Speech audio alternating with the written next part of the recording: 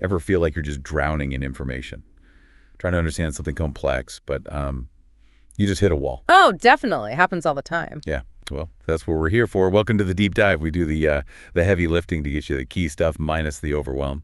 And today's deep dive is, well, it's really fascinating. We're looking at wholeness, the self, based on 2 texts by Kirsi Mäkinen. Right. She talks about this Fivefold Path, right, and compares inherent wholeness with creative evolution. Exactly. Those are the core ideas we're digging into. Okay, so our mission then is to unpack these 2 viewpoints she presents. There's person A, who sees things from the inside, the mind's eye, she calls it. And person B, looking outwards, the mind's eye. And getting a grip on these 2, well, it might just spark some real aha moments about, personal growth, maybe even reality itself. Definitely. So let's maybe start with person B, the outer vision, the mind's eye. The author positions this as the starting point on that fivefold path. And it's really characterized by experiencing everything through, like, our normal ego identity, that basic feeling of separation, I'm me, you're you. Gotcha. That everyday sense of being a separate person, the one who thinks my thoughts, feels my feelings. Precisely that. The mind's eye really believes it's the doer, the owner of thoughts, the one in control. And this drive for control, the author suggests, is often influenced by collective conditioning, like a collective shadow. Collective shadow. Yeah. So like unexamined beliefs we just pick up from society. Yeah, exactly. And at this stage, we also have the personal shadow. That's where we kind of forget who we really are, maybe through self-deception or getting too attached to an identity. Like identifying too much with your job or maybe a role you play. Exactly that. And the core illusion here for the mind's eye is believing there's this separate little agent inside,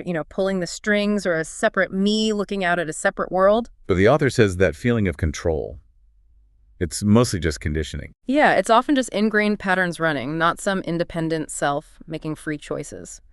The big insight here is realizing the mind's eye operates on this basic misunderstanding, thinking it's an island. When really it's part of the ocean. Something like that, yeah. The ocean, the underlying reality is fundamental. Okay, that makes sense. Yeah. We all feel that urge to control, even when, it's impossible. So how does the path unfold from there? How do we move past just feeling separate? Well, the next step involves those rigid boundaries of the mind's eye starting to soften. This leads to what she calls body-mind unity. Body-mind unity. Okay. And what's really interesting is how our perception of our own body shifts. It's like matter starts to feel alive. The body isn't just a machine. It has its own knowing, its own intelligence. So less like a container and more like part of the whole conscious experience. Exactly. The mind isn't seen as this fixed thing in charge anymore, but more like a flow, totally interconnected with the body. That illusion of the body as just a vessel, it starts dissolving. Okay, so the inside-outside feeling gets fuzzier. Yeah, that duality starts to break down. The body is felt as integral to consciousness itself, not just something consciousness uses. That sounds, much more integrated. Okay, so body and mind connect more deeply. Then what? Then comes the awakening of the mind's eye. And this is a really, really key shift. The mind's eye. So we're shifting from the mind's eye. Right. The mind's eye is the witnessing awareness. It's that capacity to just observe your experiences, thoughts, feelings, without getting totally lost in them. Ah, like stepping back from the soap opera in your head and just watching it. Exactly. It's the shift from being the anger, for instance, to being aware of the anger arising and passing. Okay. And from this perspective, that sense of I from the mind's eye, it starts to seem, well, almost transparent, less solid. So the me who is doing everything starts to fade. Yeah, it's like you realize there isn't really a separate seer doing the seeing. There's just knowing, direct awareness. The subject-object split starts to collapse. Like the watcher and the watched become less distinct. Precisely. The author puts it beautifully. It's like realizing there's just the field of awareness itself. And as this happens, that need for control naturally lessens because the belief in a separate doer is weakening. And ignorance fades too, because the separate knower illusion is dissolving. Exactly. What's left is just the unfolding of experience and the presence of awareness itself as the ground. Wow. Okay, that does sound liberating. What's beyond this witnessing stage? Beyond witnessing, the author describes creator-creation unity. This is talked about as a non-dual soul level. Non-dual soul level. Okay, what does that mean? It means that personal sense of self starts to merge or become transparent to something more universal. The soul isn't this separate thing striving anymore. Striving for enlightenment or connection. Right. Instead, it becomes transparent to the divine or the creative principle. Action isn't seen as coming from me anymore. So where does action come from? It's seen as awareness itself taking form. It arises spontaneously as uncontrived wisdom, not from that effortful egoic planning. It's like the universe acting through you, rather than you acting upon the universe. That sounds like being completely in the flow. How does this impact relationships? Profoundly. Love moves beyond ego needs, beyond projecting our stuff onto others. It becomes more about presence meeting presence. So less about what can I get and more about just being together. Exactly. Conflict isn't taken so personally. Projections dissolve.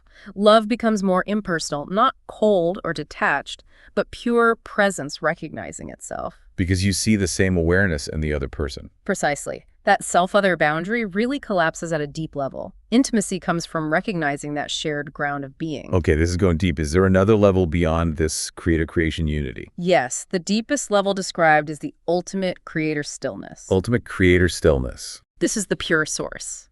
Unmanifest. It's beyond form, even beyond formlessness. It's described as being beyond movement, beyond doing, even beyond being as we usually conceive it. Wow. Like before anything exists. Right. The absolute ground. Exactly. A profound stillness. The author calls it the nondual of the nondual. It's the isness from which everything, including awareness itself, emerges. So this stillness is the ultimate ground, and the creator soul level is a creative movement arising from it. You've got it. Stillness is the timeless ground. Creator soul is the dynamic creative movement. That movement then manifests as form, body, mind, which is then witnessed by the mind's eye. And perceived initially through the mind's eye. Exactly. So the path of realization is like a journey back up through these layers, seeing through the illusions, returning to that source, stillness. It seems like this whole fivefold path really clarifies the relationship between our experience of time and timelessness. Absolutely. The mind's eye is stuck in time, right?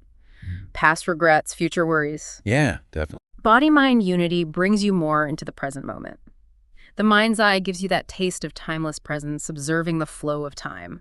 Creator-creation unity reveals time and form themselves as expressions of a timeless creativity. And the ultimate creator stillness is just pure timelessness. Pure timeless ground, yeah. But there's a kind of paradox, isn't there? How so? Well, that timeless awareness, the mind's eye potential, it's always here, fundamentally. You could say it's top down. But for us humans, the recognition usually happens bottom up. Meaning we have to go through the stages. We can't just jump to timelessness. Pretty much. We have to navigate our identification with form, our body, our story, our emotions. The realization isn't just intellectual, it becomes a lived, felt knowing that arises through our embodied journey in time. You can't bypass life. So our path through time is actually the way to the timeless. Beautifully put, yes. Okay, so that maps out the fivefold path. Yeah. Now, how does this connect back to those two perspectives, person A and person B, inherent wholeness versus creative evolution? Right. So these two, person A and B, are like different lenses for viewing this whole journey. Person A, with inner focus, the mind's eye view, represents inherent wholeness. The idea that we're already complete. Exactly. Right. It's maybe closer to a Jungian idea. Yeah. The self is already whole, and the work is integration, individuation, realizing what's already there. The focus is inner work, stillness, being. Okay. And person B, outer vision, mind's eye. Person B embodies creative evolution. For them, wholeness isn't just inherent, it's something actively unfolded, created through experience, through action in the world. So more about becoming whole through doing and experiencing. Yes. The self is seen as constantly evolving, becoming, through expression, through interacting with the world, changing things externally. The focus is on, well, becoming, creating, doing. So it sounds like person A might be resonating more with those later stages, mind's eye, creator, creation, recognizing the inherent self. That's a fair way to see it. Often their emphasis is on interior consciousness. While person B might be more engaged to the earlier stages, really involved with the embodied self, expressing outwardly. Often, yes. Their focus might be more on conscious evolution through engagement. But crucially, the author stresses these aren't rigidly separate types. They're complementary poles, active receptive, maybe active reciprocal. Meaning we all have both tendencies. Exactly. Both are active at all stages, really. It's just that our personality, our conditioning, might make us lean more towards one perspective or the other. So it's not about one being right and the other wrong. Not at all. They're different angles, but, and this is important, each perspective might have its blind spots. things it overlooks. Okay, good point. What might person A, focused on inner stillness and inherent wholeness, potentially miss? They might perhaps undervalue the role of active engagement, of creation in the world. They might overlook how expressing that wholeness outwardly, getting involved in the doing, actually deepens the realization and brings forth new understanding. That bottom-up evolution is crucial too. And person B, the one focused on creative evolution, on becoming. Their blind spot might be a lack of deep connection to that underlying stillness, that transcendent unity which is the source of all their action. Overemphasizing the doing could lead to neglecting the being aspect, maybe feeling perpetually like something is missing, disconnected from the ground. So person A needs to integrate action, person B needs to integrate stillness. In a nutshell, yes. The resolution seems to lie in that middle ground, recognizing wholeness is both already here and dynamically expressed and created. It's the interplay of creation, that top-down flow, and evolution, the bottom-up journey. It's about holding both simultaneously. Precisely. Person A needs to see how inherent wholeness fuels action. Person B needs to see how action arises from inherent wholeness. Okay, the author also mentions this control-ignorance polarity. How does that fit with person A and B? Right, so control is that egoic grasping, wanting to direct things. Ignorance is the unconsciousness, the veiling of truth. They feed each other, right? What we don't see clearly, ignorance, we try to rigidly control. Makes sense. So for person A, the potential ignorance might be not fully seeing the value of dynamic engagement.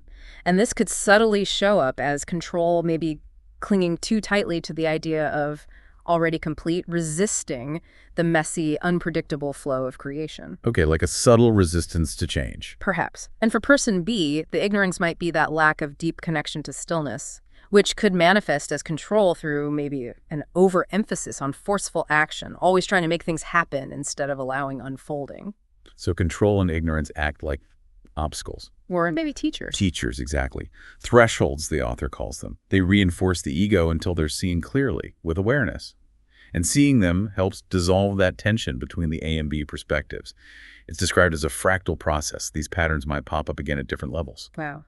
Okay, this feels like it's building towards something even deeper. You mentioned the non-dual collapse of the witness earlier. What's that about? Yeah, this points beyond just integrating person A and B, that witness state, the mind's eye awareness we talked about. Right. As liberating as it is, the author suggests it can be the last subtle veil of separation. Because as long as there's a witness observing creation, there's still a subtle duality. Observer and observed. Exactly.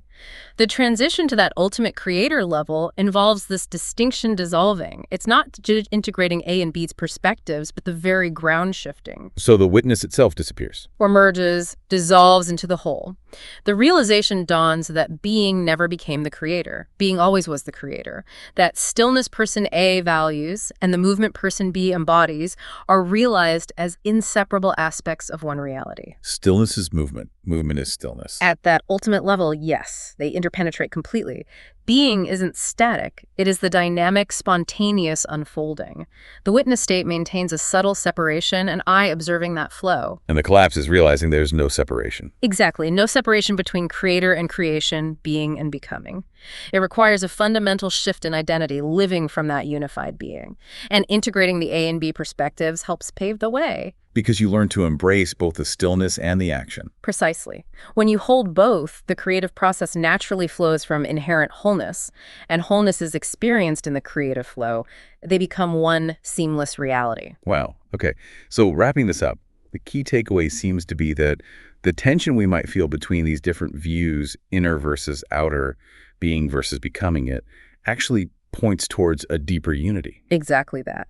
The confusion resolves when we see stillness and movement, inherent wholeness and creative expression, not as opposites, but as mutually arising aspects of the one journey. Both person A and person B perspectives have value, but the real depth comes from integrating them.